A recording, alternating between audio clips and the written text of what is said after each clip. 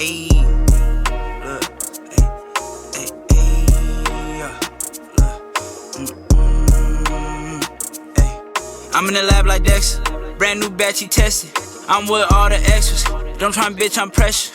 I'm the type to step on steppers, I'm the type to step on steppers, I'm the type to step on steppers, I'm the type to step on steppers. What is going on, everybody? Welcome back to another episode of the New Media Podcast. I'm your host, Ya. We hope you enjoyed our very last episode, which was last year. But of course, as always, today's going to be an even better episode.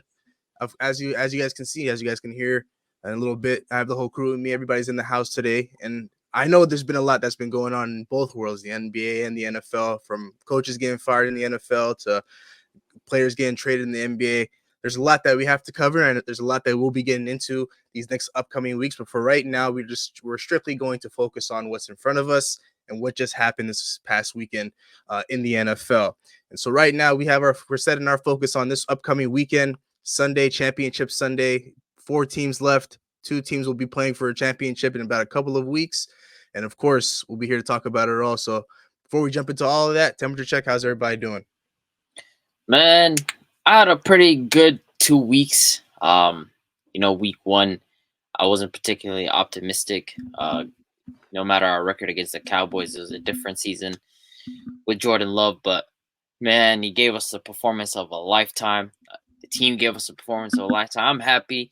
We lose, but, we can't really hold our head down like that. We got to hold our head high.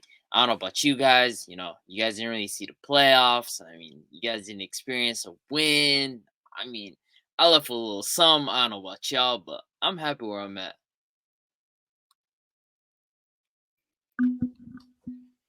He left with a better baked cookie than us. You know what I'm saying? Slightly better baked cookie, but it's still a little expired. He came back and joined us. He came back and joined us where he was supposed to be originally. Man, I left with where he was supposed to really be. And he came back to us. So it's good to have you back. It's good to have you back. But I mean, man, these first 2 weeks of football, the playoff football, been exciting, especially for the Packers. Man, they came out, they balled out that first week, and this last week against the Niners too, they balled out. But it's been a couple good games, so there's a lot to talk about, and I'm ready to talk about it.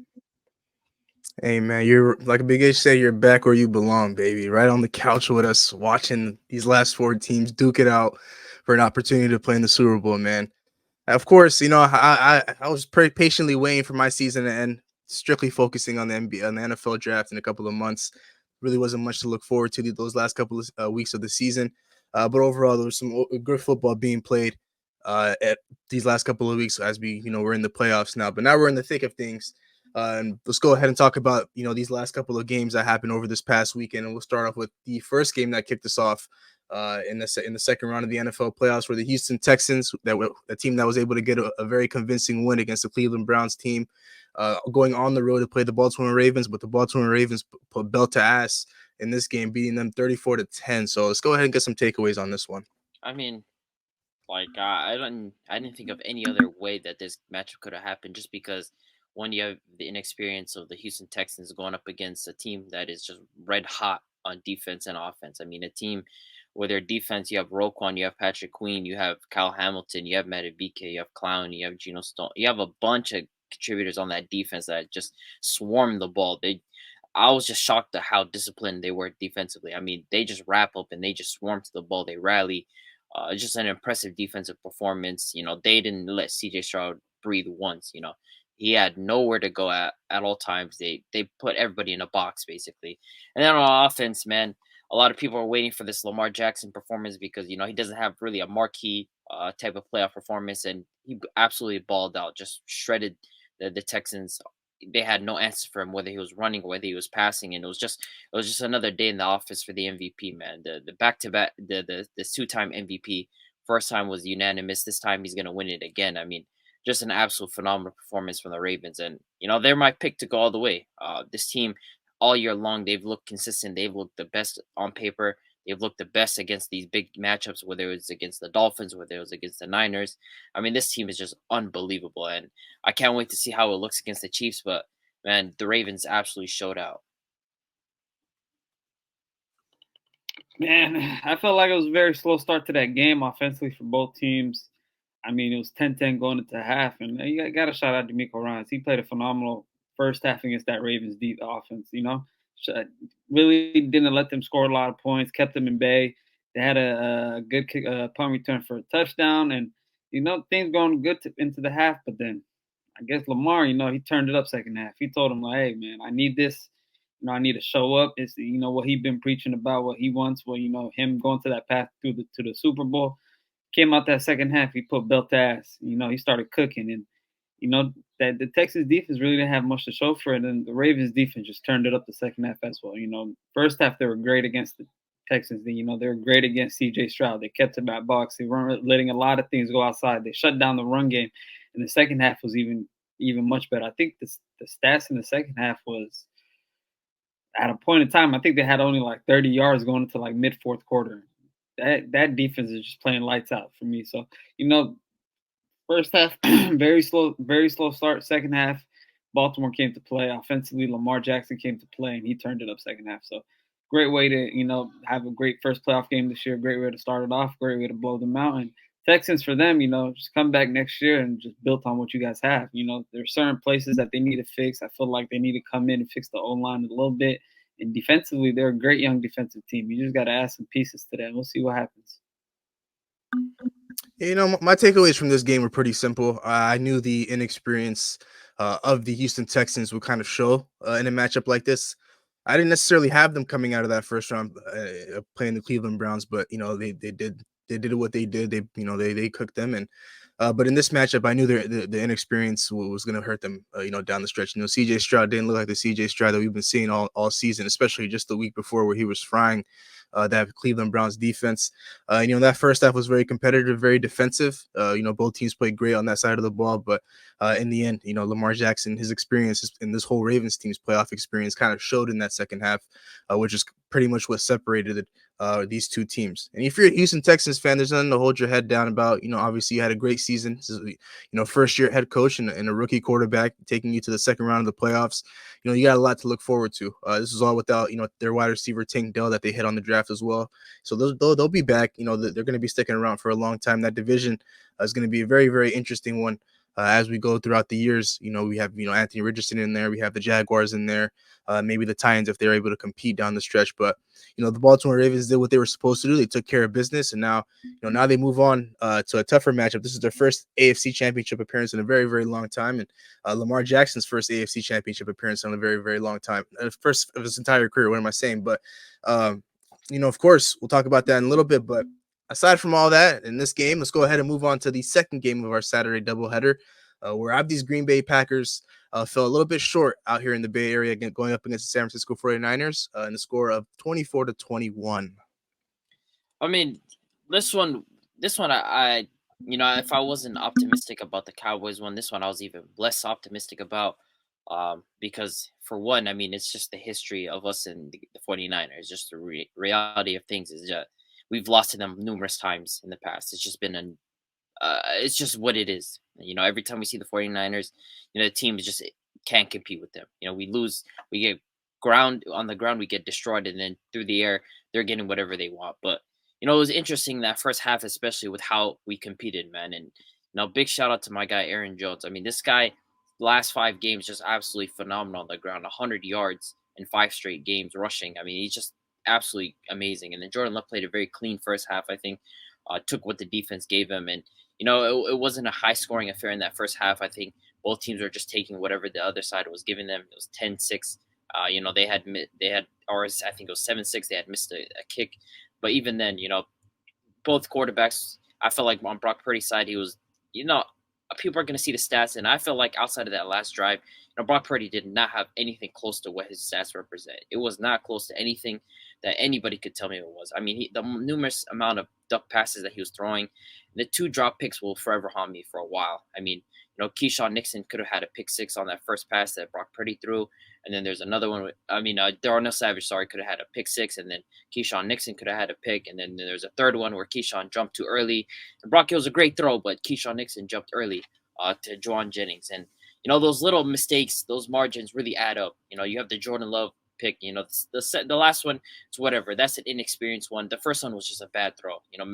He's trying to get it to Aaron Jones. That should be a simple dump off. But, he sailed on him, and great play by Dre Greenlaw to pick that off. But I can't be too mad.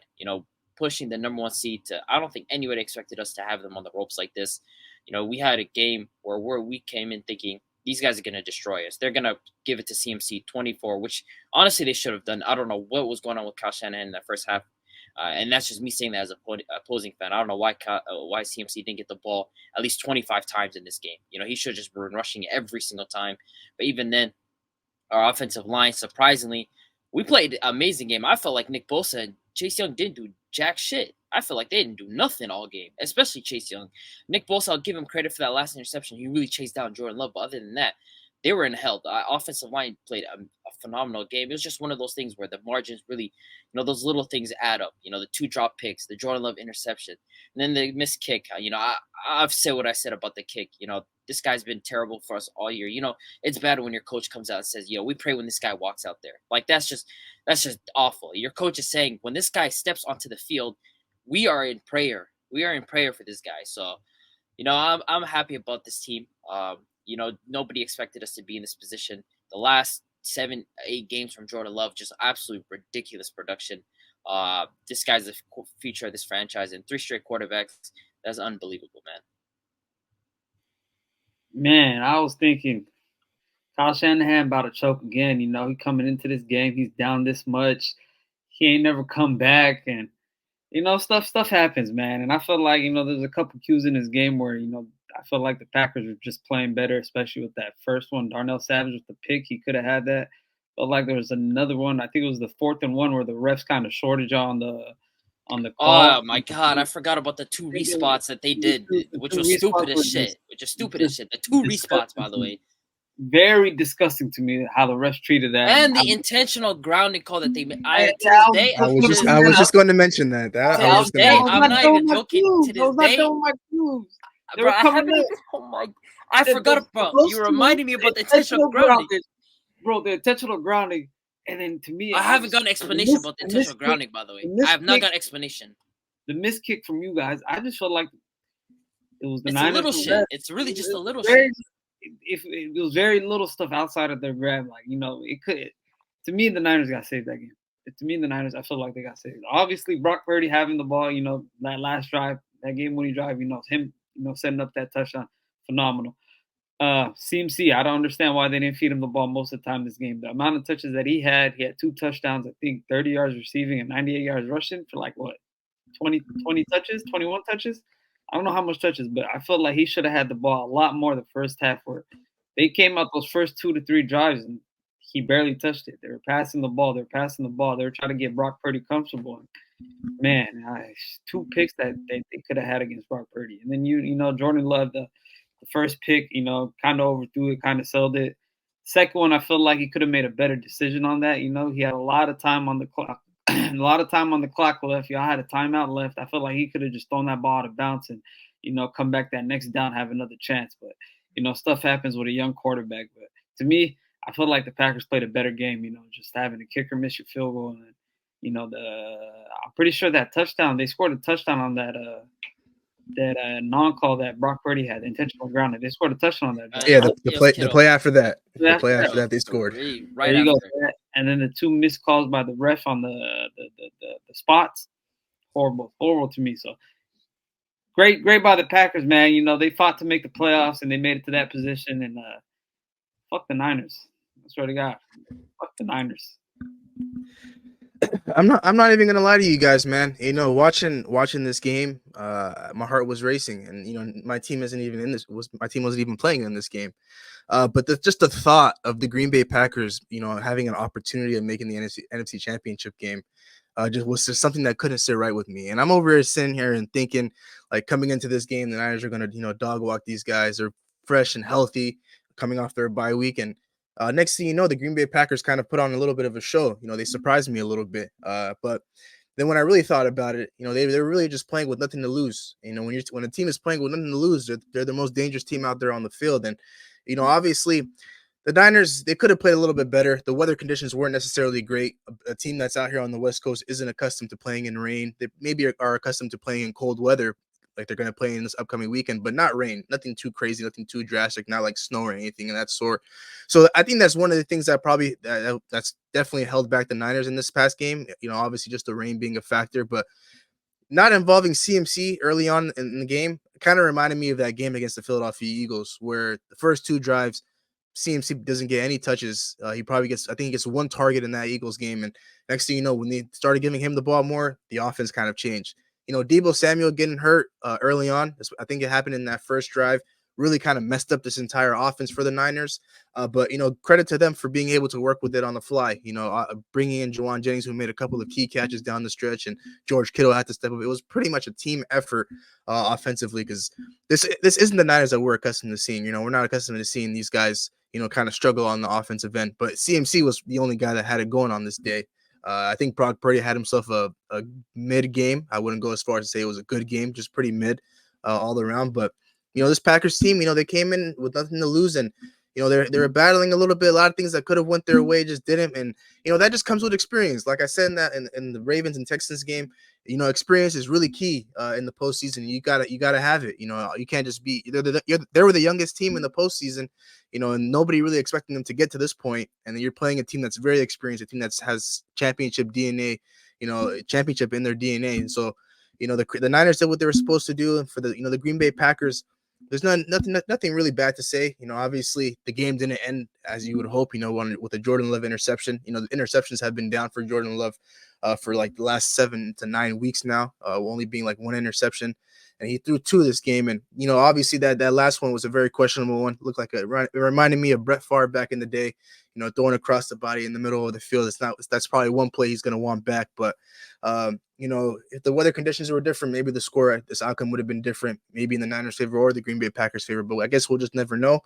But before we move on from this game, Abdi, I do want to talk to you about your Green Bay Packers a little bit. Going into this season, I went back to our preseason predictions. You had this team around 10 wins, I want to say. They finished one game short of that, 9-8. I'm pretty sure you had them securing a playoff spot as well. So I got 2 questions for you. One being, what are some takeaways that you're taking away from this season? And then 2 being, what is the outlook for the Green Bay Packers, going into the next season or going into the future as a whole, from your perspective? That Matt LaFleur, he can run an offense. I think that's my biggest takeaway from this season. I think, and I did mention this in the preseason, that like if Jordan Love is able to settle down and just run Matt LaFleur's offense, because he's not going to be audibling like Aaron Rodgers. And Aaron Rodgers is all-time great quarterback, but a lot of times he would audible out of calls. He would just kind of just drift into his own type of offense. But with Jordan Love, he's just going to strictly run Matt LaFleur's offense. And honestly, that's my biggest takeaway, is Matt LaFleur's ability as a play caller. I think he did absolutely phenomenal, especially from November onwards. December and January were 2 great months of just play calling from Matt LaFleur. I think also the fact that our ability to utilize all these young wide receivers that we have. A lot of people were questioning, coming to the season, what does it look like for the Green Bay offense? You have a bunch of just young wide receivers and a bunch of young quarterbacks, but every week there's a guy stepping up. You had Jaden Reed.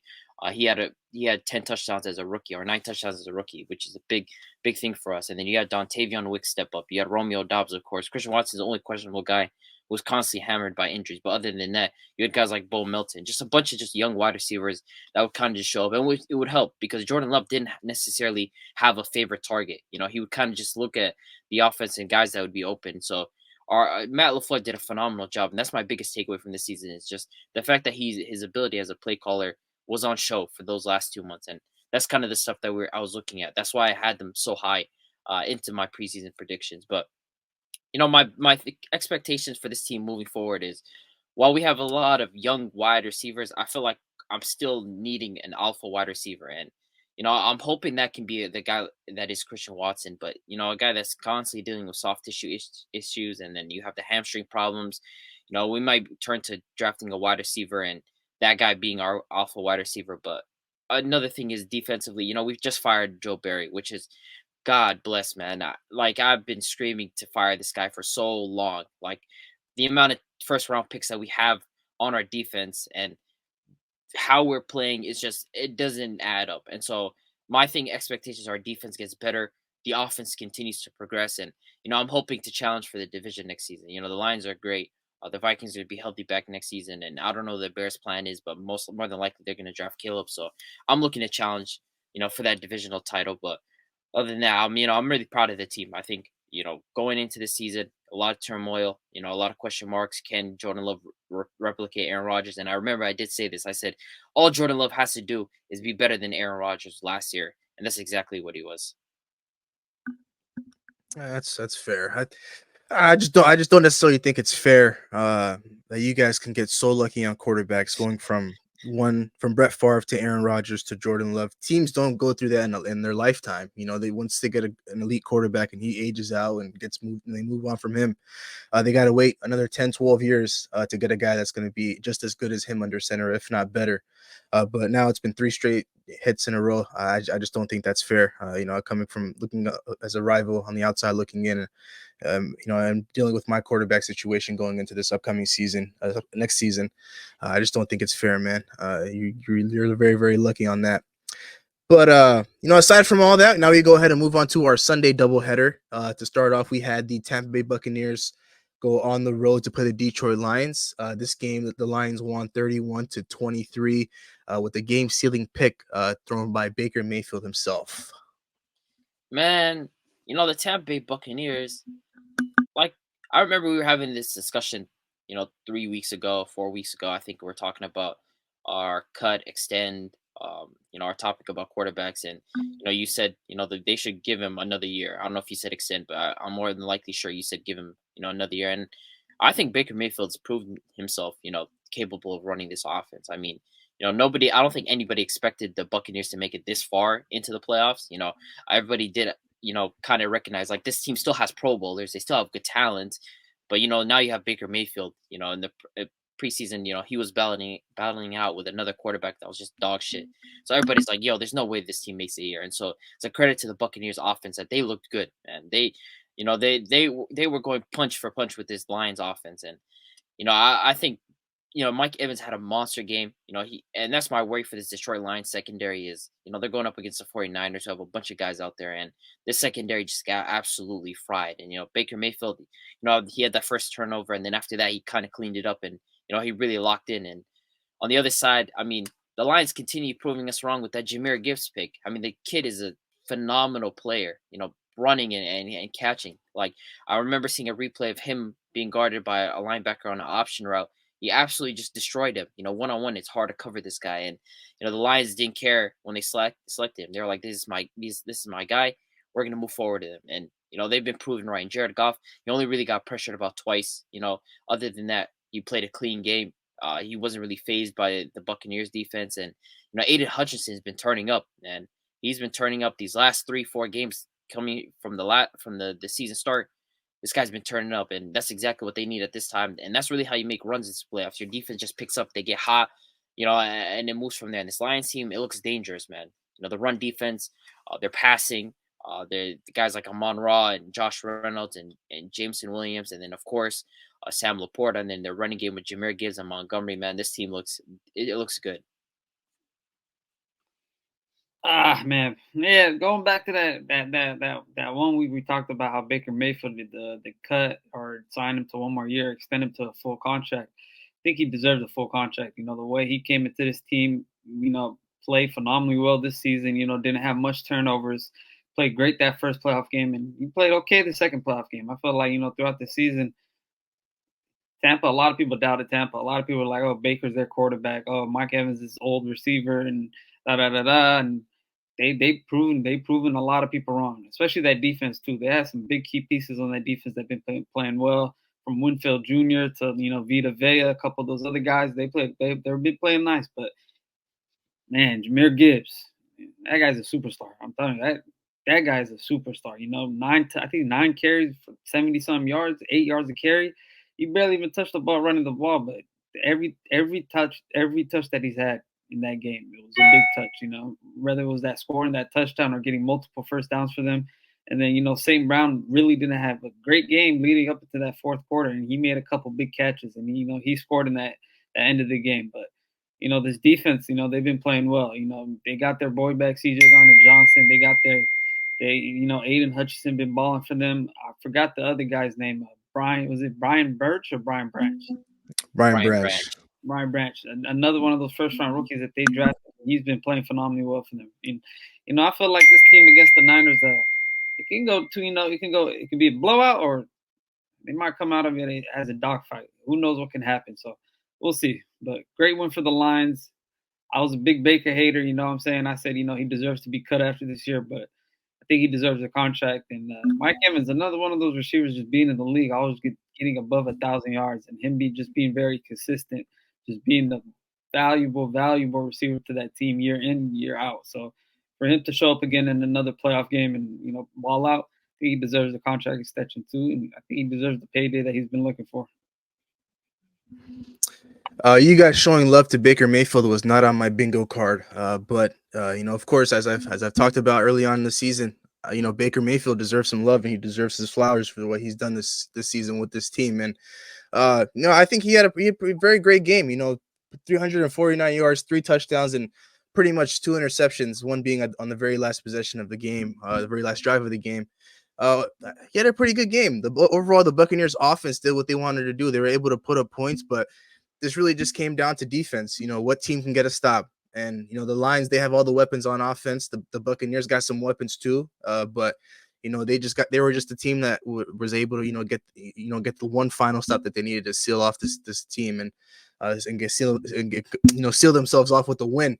But, I got to give the Lions credit, man. Even though I've hated on them all year, I've called them frauds. I've compared them to my team from last year. And, now they're sitting here in the NFC Championship game, and I can no longer compare them to what we did last year and the team that we were last year. I think Dan Campbell's done a hell of a job turning this team around. Ben Johnson as the offensive coordinator, he will be finding a head coaching position and for next year as well. He's done a phenomenal job. Defensively, like Abdi said, they're getting hot at the right time, and that's really all that matters as a defense. You just want to be able to lock in and be able to to compete each and every game. And really just get red hot at the right time. And right now they're hot on both sides of the ball.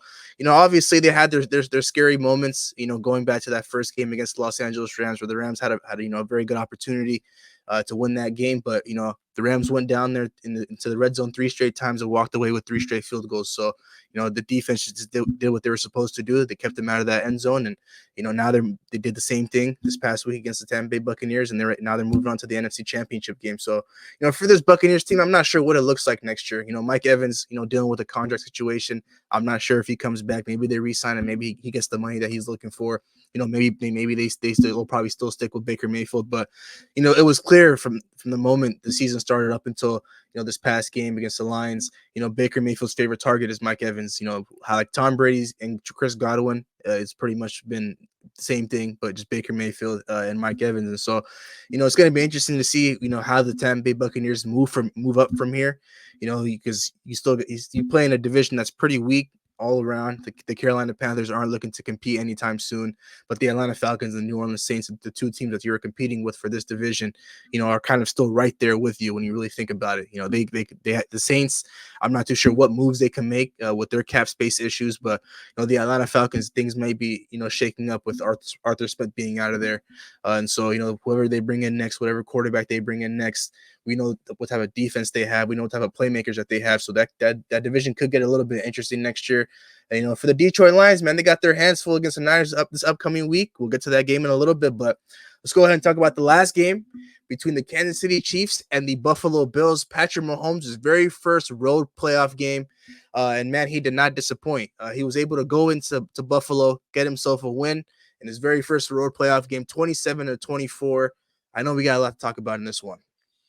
Man, it felt like the offense, especially in the first half, felt like nobody could have punted the ball. I mean, like both of these defenses just didn't have an answer for the offenses. It felt like whatever each team wanted to do, and it's just crazy to me how the switch can just flip for a guy like Patrick Mahomes. I mean, coming into this playoffs, and we had question marks about whether they would just get first rounded right away because of how bad the offense is playing, and then all of a sudden the offense just starts picking up. It starts picking apart these defenses, and there was just no answer for this Chiefs offense. I mean, they got exactly what they wanted. They put up big points, and then on the flip side, you had the Bills, and there's just been a lot of discourse regarding that Josh Allen play, and I feel like this should be the last time we see Stephon Diggs in a Buffalo Bills jersey, man. I don't care what anyone says. This guy has been dog shit all season long, and it's crazy because then you'll have his sorry ass brother come on Twitter tweeting about, oh my god, bro, complaining about Josh Allen and shit, bro. This guy's brother's ass, bro. Like Stephon Diggs has been terrible all season. Like he's You just got to been free my terrible. brother, man.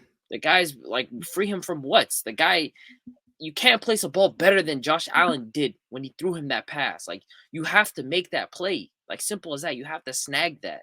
And he dropped it. Like, that went 70 air yards. That was hanging in the air. Just make the play. He didn't. You had the two drop balls by Trent Sherfield. And then, of course, the discourse that everybody's been having. Oh, should he have hit Stephon Diggs on the crosser? I'm just saying like this, man. I never believe in touchdowns being bad. I don't believe in the theory that going for a touchdown is a bad thing. Stephon Diggs, who knows if he would have gotten the first yard. Maybe he would have got 7 yards. They could have bleeded the clock. I don't know. But it's never a bad thing to go ahead and get a touchdown because regardless, even if you give Mahomes 155 and 2 touchdowns and 2 timeouts, you have to trust your defense at some point. So you're either going to go to overtime or you're going to let Mahomes walk you down. It's simple as that. And so Josh Allen, one more second of protection, Khalil Shakir is open for a touchdown. It's a right read. Like I'll never punish a quarterback for making the right read. He's seen the sail. He's seen the guy get open. He's seen the safety dropped and he was flat-footed. He tried to make the play. It wasn't there. He tried to rely on his kicker to make the play that he needed. The kicker missed. Simple as that. I don't just understand people blaming Josh Allen. I think Josh Allen had a phenomenal game. I think it's just one of those things where it's just Mahomes is his kryptonite. This team's just his kryptonite. And, it's looking like this might be the end of the Bills window just because of how much free agency and guys are leaving and the age of the roster outside of Josh Allen and whatnot. But Josh Allen's a phenomenal quarterback. Nothing will change for me. He's quarterback 3 for me. This guy is unbelievable as a player. I mean, the multiple plays that he was making with his arm and his legs, nothing has changed for me from this game. Patrick Mahomes is just that guy. Simple. Yeah, man. First half, very, very offensive shootout. Just one punt in the game in that first half. Josh Allen was hooping, They came out, he was hooping. I think he had 2 rush touchdowns in that first half. He was flowing and everything. Second half comes around, and I think Mahomes just turned it up a notch. The Chiefs offense just kind of got in the rhythm that second half. I felt like I'm pretty sure Bills only scored 1 time that second half. Other than that first touchdown to answer back, they did not score anything after that to me. So for me, I was watching that second half and obviously the drop passes and everything. But I mean, I felt like they got away from the game plan that they had going on the first half. They got away kind of from the run. They started passing the ball a lot more. They started, these receivers weren't catching anything. And like Abby spoke about Diggs, man, that 70-yard bomb that he had, he could have caught. And it just, guys like AJ Brown and Jefferson and Jamar Chase and Tyreek Hill, they're not dropping that. They taking that to the house, and he just looked completely lost and hit off his hands, hit off I think his biceps and stuff like that, and he dropped. And after that, to me, even though that last drive that Josh Allen had where he missed him on the little curl route, not the curl route, but the drag, I mean, it happens, Like Abby said, if he had a split second, another second of pass protection in that pocket, he could have made that pass touchdown. That pass, it was essentially open down the seam. Literally, he split the ball between 3 defenders. But like I said, split second, if he had a second extra to pass protection, it would have been different, man. And your kicker, I feel like the kicker, this is a chip shot. A chip shot. For their guy especially, it's a chip shot. And he goes out there and he completely chokes it. To me, I feel like, he was flustered. He couldn't hold it up. He choked it completely. And yeah, tough way to lose for the Bills. I felt like this is the one that they really needed. The way they ended their season, the way they got on a little streak. But like, right, this one was the one for them to beat the Chiefs, but they got a curse on them. They can't beat Mahomes. Mahomes owns them. It's tough. First things first, I would definitely like to start off by saying I got a lot of love for Stephon Diggs, but I really appreciate him throwing a tantrum with us and forcing his way out, allowing us to get Justin Jefferson in return. I'll forever be grateful for him for that. But man, you're a wash, brother. It's time to call it a career, man, or go somewhere else and be a second option to somebody. But you being a number 1 wide receiver on a team is not going to be a Super Bowl contending team. I'll tell you that. But to get back to this game, man, I want to speak about the Buffalo Bills a little bit, man. I feel bad for Josh Allen. I put my hands up and I feel extremely bad. I watched that post game interview where he was talking. He says losing sucks, man.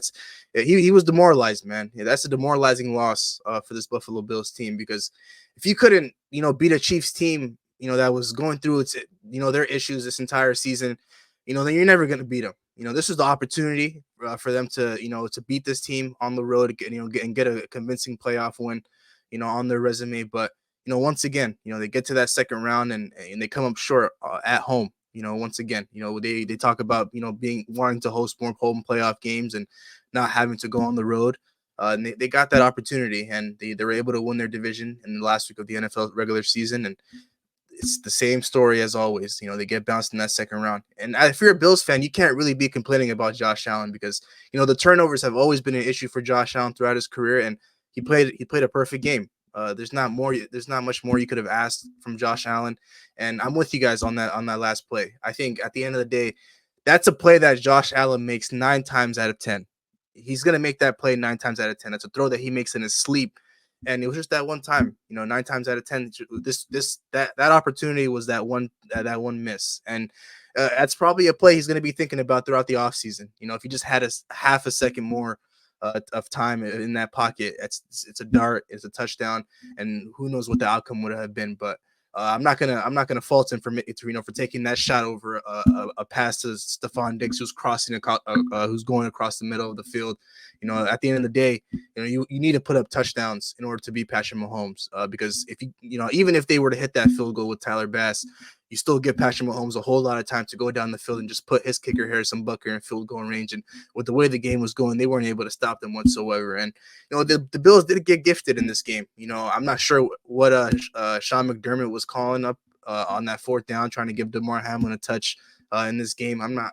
That's not a play you run. In the playoffs I'm sorry, but what the hell is that play? You just don't call that, man. You're just trolling. Nah. I feel like a dub made that call and be like, "Yo, just give him the ball, stand off." Bro, what is that? Bro, you're in the you don't even run that in practice, bro. You're in the playoffs against the Chiefs. Every possession counts, and you're running a DeMar Hamlin fake punt. This. Nah, that's malpractice, man. That's just trolling at that point. It's I'm sorry. It's a 4th and 5, and you're running what? Man, I'm pretty sure he probably got maybe 2 yards at the most on that play. So it's maybe 4th and 5 is crazy trying to do a fake punt. I'm sorry, no team is not prepared for that in the playoffs. They're ready for that. It's hard already on a 4th and 1 to convert that. That's as scary in the playoffs, converting a 4th and 1. Trying to do on a 4th and 5 is unbelievable. It just didn't make any sense to me. I would kind of go back to that Patrick Ewing Georgetown video. Do you practice that? When do you practice that?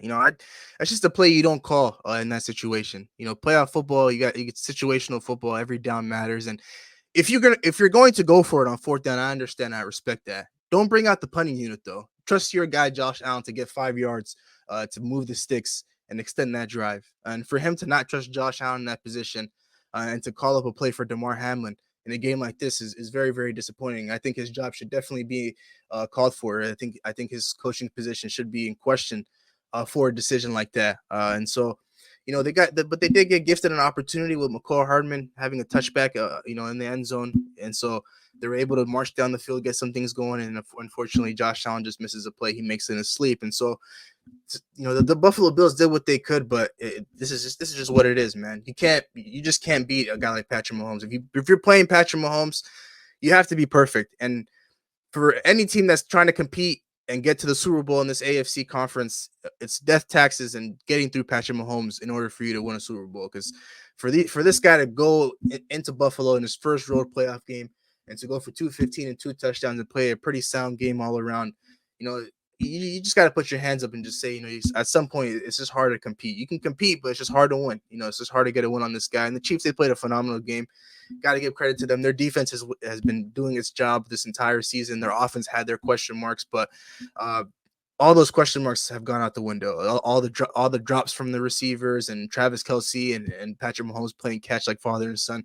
It looks like that connection is back now. And so, these guys that came in did what they were supposed to do. They were the underdogs coming into this game, and for the Buffalo Bills, it's tough, to go up from here with all those pending free agents, with the aging roster and pretty much just being Josh Allen alone, and James Cook on the offense and Dalton Kincaid. There's only a few bright spots, but overall, you're going to have to try to fix up this entire roster as a whole and try to find ways to rebuild this team and still be competitive in the AFC, man. So, I got to give the credit to the Kansas City Chiefs, man. They did what they were supposed to do. Once again, Patrick Mahomes 6 for 6, in his postseason career, getting to the AFC Championship game, and now we move on to the conference's championship Sunday matchups. And we'll go ahead and stay on the topic of the Kansas City Chiefs as they have a matchup against the Baltimore Ravens in Baltimore. Let's go ahead and talk a little bit about this game, what we expect, what we think will happen, and let's get a prediction. Well, this is exactly what the people signed up for.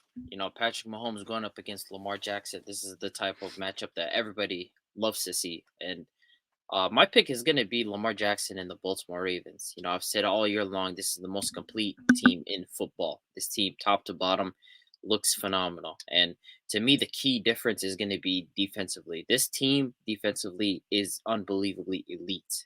Kyle Hamilton, Roquan, Patrick Queen, Madubuike, Clowney, this entire defensive line, they're unbelievable. Patrick Mahomes is great, but I feel like in this type of game, you need linebackers that can cover ground, that can go cover space. And you have a guy in Kyle Hamilton who's as versatile as it gets. You need him to cover tight ends. You need him to drop down. You need him to play safety. He's unbelievable as a player. And I believe they are getting Marlon Humphrey back as well, which is a big, big, big need for this team. And then offensively, guys have stepped up. But guys like Isaiah Likely. Isaiah Likely has been absolutely hoping for this team. The ground game is unbelievable. And just seeing from that game against the Bills and Chiefs, Josh Allen was killing them with his feet, and I feel like Lamar Jackson is an even bigger threat running with the football. And then, of course, you have their wide receivers. I feel like there's more versatility in their wide receivers compared to Buffalo, where they don't even have a real wide receiver one at this point because Stephon Diggs has been terrible. It's really just Khalil Shakir. You add in the fact that you have Zay Flowers, you have OBJ, you have Bateman, you have Isaiah Likely. You have a bunch of guys that can step up in these positions in their ground game with Gus Edwards and Hill. It's just been huge. I feel like this team is just so well rounded that I'd end up picking the Baltimore Ravens. And Patrick Mahomes is great, but I feel like in this type of matchup, this type of team, the Baltimore Ravens is equipped to deal with the Kansas City offense. Yeah, I'm rocking with my folks, my guy LJ. You know what I'm saying? I've been saying it since the start of the year. I feel like this, like Abby said, on the defensive side of the ball, I feel like this is a different type of defense that Mahomes is going to face that he's seen all year long. I feel like, guys like Roquan Smith, Patrick Queen, Madubuike, Kyle Hamilton, they have a deep, deep roster on that defensive side of the ball. And, they got a great defensive coach. They're playing phenomenal. They're coming out blitzing. They're coming out, side to side. They're doing everything on the field. So for me, I feel like the difference is going to be the defense. I feel like this defense can to me, it's going to get a stop on Mahomes when they need to, compared to the Chiefs defense getting a stop on Lamar Jackson. I feel like, Baltimore offense, they know what to do. They're going to come in, run the ball, run their play action, run the ball, get Lamar going. And it's been working all year long. And I don't think the Chiefs defense is going to stop that. Chiefs defense is a great defense. They've been playing well all year long. They've been playing phenomenally great. And I just think, Lamar and these guys on the offensive side of the ball have been showing up. Like I'd be mentioned, guys like Isaiah Likely, guys like Nelson Aguilar, guys like, they're rookies. Zay Flowers has been hooping, and sometimes you got OBJ. Then come to the run game, Gus Edwards has been fantastic for them. So for me, the defense is, I feel like they're going to come on, play another great performance, play physical, play hard like they've been doing all year long. And I think it's going to be a good game for Lamar Jackson. But can never doubt Patrick Mahomes, though. You know what I'm saying? Can never doubt that guy. And that's a thing that I'm having a hard time with. As much as I want the Baltimore Ravens to get to the Super Bowl, I don't want to see Patrick Mahomes get to the Super Bowl. It's just really hard to go against this guy. And I think offensively, I think both teams are going to be able to do what they want. But I'm not expecting this game to be a high scoring affair. I think this game is going to be extremely defensive, and the better defense will win. The Chiefs defense has been phenomenal all year, and the Baltimore Ravens have had the best defense all year. And so it's just going to be a matter of, what team can get a stop on the other. And, Lamar Jackson's having an MVP season. He's coming off his best postseason game of his career. And the thing that I'm questioning, about this Ravens team as a whole is just, the amount of pressure that's on them to win a game like this. The Kansas City Chiefs, they aren't new, to the AFC Championship game. This is something that they've been there. This is a place where they've been at for 6 straight years now. And so they know how to prepare themselves. They know how much pressure, comes in, with a game like this. I know, obviously being on the road, that doesn't, it's not something they're accustomed to, but they're able to go into Buffalo and get themselves a win. So they know what a road environment looks like in the postseason. And, for the Baltimore Ravens, man, it's just a lot of pressure that's just going to be on their shoulders. And the thing is, I'm thinking about it from like a long-term perspective. Like I said, for the Buffalo Bills and Josh Allen, I think the same thing I'm about to say applies to Lamar Jackson and this Baltimore Ravens team. I feel like if you're not able to get the Kansas City Chiefs right now, I don't think the Baltimore Ravens will ever get them, or any team in the AFC will ever get them. I don't know. I feel like Baltimore got a young team. I feel like their window of space is still there. But the thing is, I think the Chiefs will get tremendously better offensively. I think at the end of the day, they'll get themselves a better wide receiver core. And regardless of how old Travis Kelce is, that connection is still going to be as strong as ever. And so they're only going to go up from here. I know going into this upcoming offseason, they're looking at this wide receiver room and they're going to try to figure out ways to try to better this room. And they're not going to let Patrick Mahomes go into the regular season next year with Rashee Rice being in his second year in the NFL as his best weapon. They're going to try to target themselves and put themselves in a position to go ahead and get themselves a wide receiver one. So as young as the Baltimore Ravens are, the Kansas City Chiefs, they're going to be sticking around here forever. And Lamar Jackson even said it himself in this interview that I was watching earlier today. And, he says, it's 2 great quarterbacks going at it. And he acknowledged that he doesn't like playing against a guy like Patrick Mahomes. But he said, if you want to be a champion, you got to be a champion. And the Kansas City Chiefs are the reigning champs. And, if you want to be able to have an opportunity at winning a Super Bowl, you got to get through this team no matter which way you cut the cake. There's no other way around it. You have to beat the Kansas City Chiefs on your way to a Super Bowl appearance, not even a Super Bowl win. And so, we've seen the Cincinnati Bengals beat them a couple years ago. We've seen them try to go up against them again, and they weren't able to do it a second time because it's just not easy, being a team with that much experience that's very well coached by Andy Reid. And so, this is, like I said, this the amount of pressure that's on, this Ravens team. I hope they come prepared and, ready to go. Hopefully, they do end up winning this game. But if I had to put my money on it, to pick one team to go to the Super Bowl, I'm sticking with the Kansas City Chiefs, although they weren't my preseason prediction pick, or they weren't my prediction pick going into the postseason. I think they probably win this game with a score. I want to say it's gonna be like I said, it's gonna be a low scoring affair. So I want to say it's probably gonna be a score of like 21-17. Like I said, it's gonna come down to what team can get a stop on the other. And I think the Kansas City Chiefs defense is good, just not as good as the Baltimore Ravens defense. But their experience being in the AFC Championship game, knowing what it takes to get to a Super Bowl, it's just something that's gonna carry over in a game like this, and it's gonna overtake the game as a whole. For Lamar Jackson, when I look at it, all 4 remaining teams, in the postseason, what quarterback has the most to gain, from winning a Super Bowl? It's no doubt, a guy like Lamar Jackson. Going all the way back to the draft, 31 teams passed on this guy. It wasn't up until the Ravens traded back into the first round to go ahead and draft him, being the last pick in the first round, him being upset, saying that he's going to get a Super Bowl. The Ravens will get a Super Bowl out of him. 31 players getting drafted ahead of him, coming off a Heisman season. That's something that you don't necessarily see, in the NFL. If you're a Heisman winner, you're proven as a quarterback. And, there's always been a question mark about, Lamar Jackson's ability to play this position. At the beginning of his career, they said that he should be a running back or a wide receiver. He shouldn't be playing the quarterback position. He's proved everyone wrong. And now he's on his way to a second MVP in his first AFC Championship game. Then he come back from this last offseason where about a handful of teams, 15 teams good that needed a quarterback, said that they weren't interested in bringing a guy like Lamar Jackson onto their roster. And the Baltimore Ravens, were able to, him and the Ravens were able to get to a deal. they're able to get the money right, and Lamar Jackson came back, and now look where they are now. And I'm sure all those teams that said we'll pass on a guy like this, at the end of the day, they're all looking foolish. At the end of the day, they're looking stupid, passing on a guy like Lamar Jackson. And so there's just a lot of factors that can go into that can go in favor for Lamar Jackson, but they could also go in the opposite way. So I got to go ahead and stick with what I'm confident in. If I had to put my money on it, I'm going Kansas City 21-17. But now we go ahead and move on to our next game. We have the Detroit Lions going up against the San Francisco 49ers in the NFC Championship game. The Niners are back to where they were last year. Last year they came up short. The year before that they came up short. Is this finally the year they get over the hump?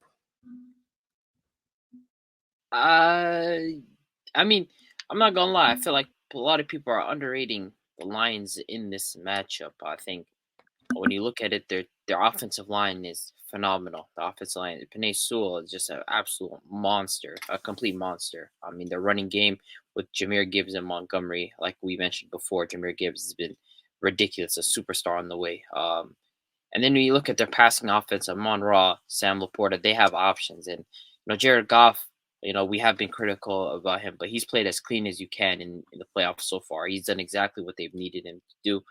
He hasn't done too much. He's been playing great. And I have question marks about their secondary. What does it look like in a game where Brock Purdy, he had one of his worst games of the season in this past matchup against the Packers. Now you're getting back Debo. You have Ayuk, you have Kittle.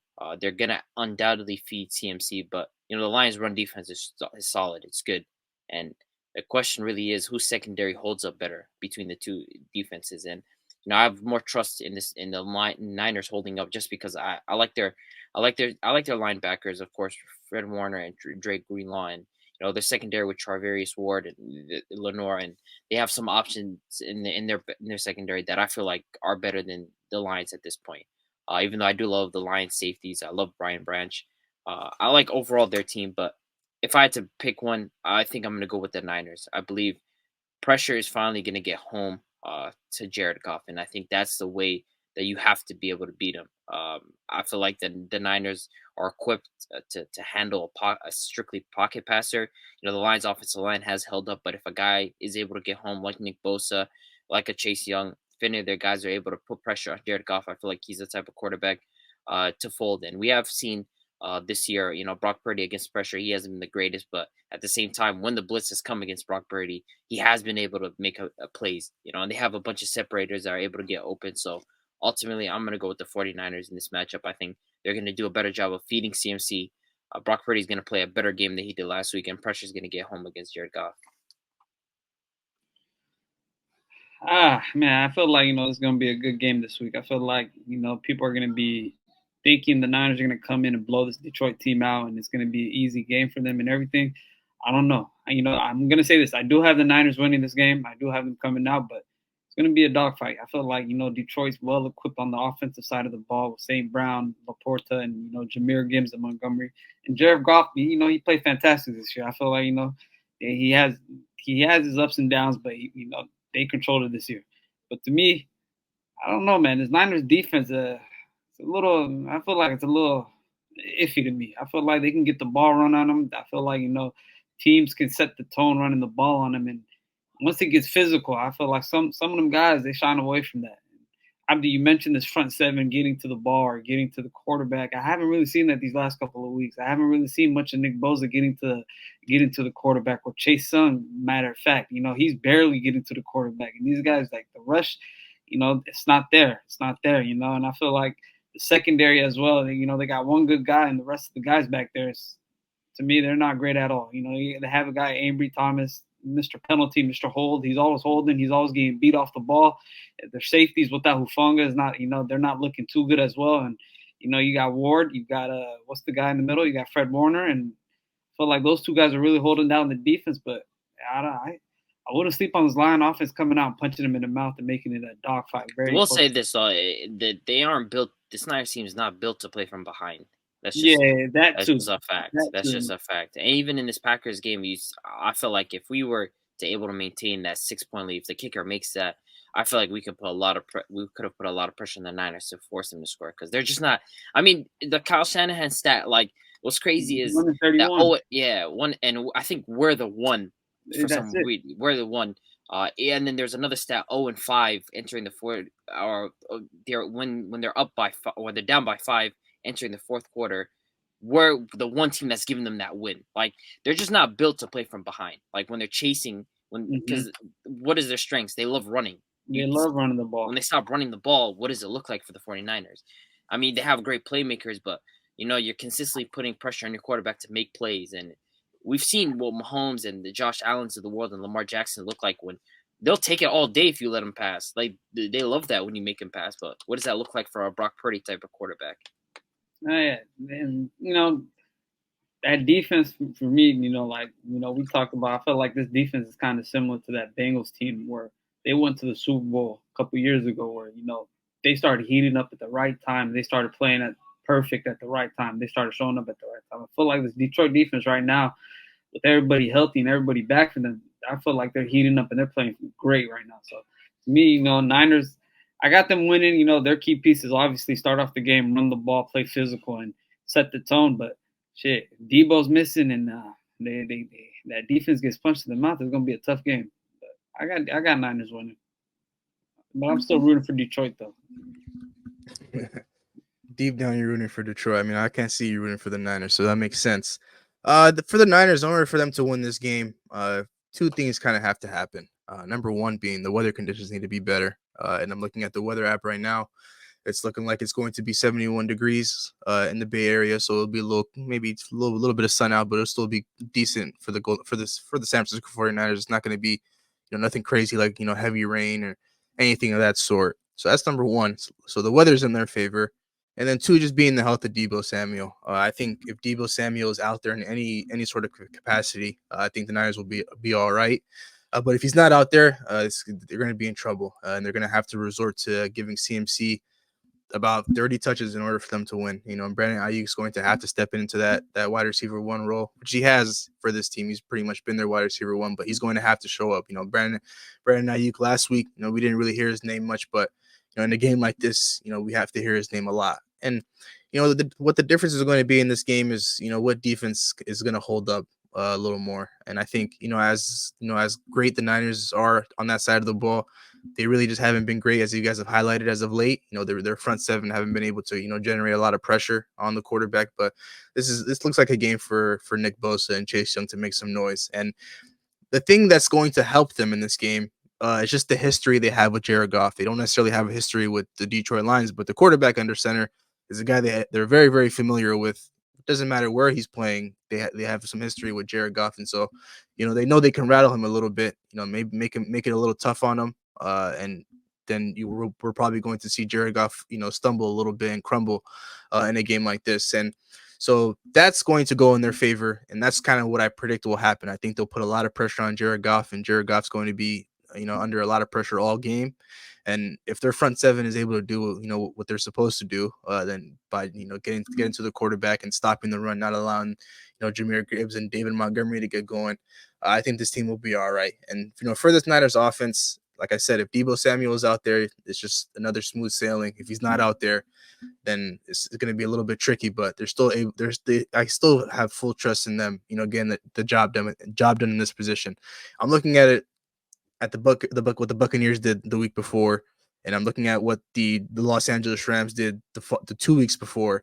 You're able to pass on this team. You're able to put points on this Detroit Lions defense. Although they've gone hot at the right time, this team you could still put up points on this defense. And if Debo Samuel's out there, it's great. But if he's not out there, shouldn't be any crazy struggle. Should be a minor setback. But at the end of the day, you still have enough playmakers to get the job done, and that's exactly what they need to do. Because if the Niners don't end up, getting a win in this position, they will never, ever, ever get back to a Super Bowl. This will be it for them, and there's just a lot of pressure that's going into it. And I think the Niners are understanding it. They understand that, and they've embraced the pressure because at the end of the day, they've been here for 3 straight years now, and they've been here for quite some time, so they have some experience in this position. But you got to give credit to the Lions for getting here, but you got to be able to take care of business, because all of last year it was a matter of if we had our quarterback, we're getting to the Super Bowl, and they were able to prove that. They beat the team that got to the Super Bowl, that beat them without their quarterback. But now this is a completely different ball game, and they have to go out there and take care of business, and I think they'll do so. If I had to put a score on it, probably somewhere, I think they probably put up a lot of points in this one. I'd probably say 27, probably 27-20. Just one team getting a very important stop in the end, and maybe a garbage time touchdown for the Lions or something of that sort. But the Niners get to where they want to go, or they get to the Super Bowl, and after that we go from there, man. So I'm hoping that we get some interesting football for this upcoming weekend. Championship Sunday, we got the 4 best teams remaining, and only 2 will be standing left. In a couple of weeks' time, that's when it's time to play for that Lombardi Trophy. But with that being said, though, that pretty much wraps up our episode for tonight. So any final words before we go into Championship Sunday? Man, it's going to be a dogfight, but I'm rocking with Lamar Jackson. Simple as that. It's my guy. I'm rocking with LJ, man, and I hope Detroit come out, man. Fuck the Niners, man. I'm going to tell you guys right now, man, if Patrick Mahomes gets to the Super Bowl, well, I'd be happy that I made the prediction, yes, but at the same time, I'm going to be sick to my stomach, because there's absolutely no way I could see this guy get to a Super Bowl with a roster construction like this. And so, it's going to be interesting to see what these last 4 teams and these 2 matchups that we got on Sunday. Obviously the four best remaining teams in the NFL are all going at it, and so you can't ask for a better Championship Sunday. So with that being said, though, of course, we'll go ahead and close out this episode here. Thank you so much for tuning into today's episode. We really appreciate your love and support. We'd really appreciate it if you like, comment, and subscribe to our YouTube channel at New Media Podcast. And for those of you that are watching us on YouTube, all of our social media handles will be at the end of this video. And if you're listening to us on Apple and Spotify, if you go to our Instagram page at New Media Podcast, you'll be able to navigate yourself to all of our social media handles there. So once again, thank you so much for tuning in. And of course, we'll see you guys in the next one. Peace. Record a new hit, then we making us a film. Wouldn't sign a deal if I got a couple mil. Been in the lab, now they throwing out deals. Me and now Lakes, now that's overkill.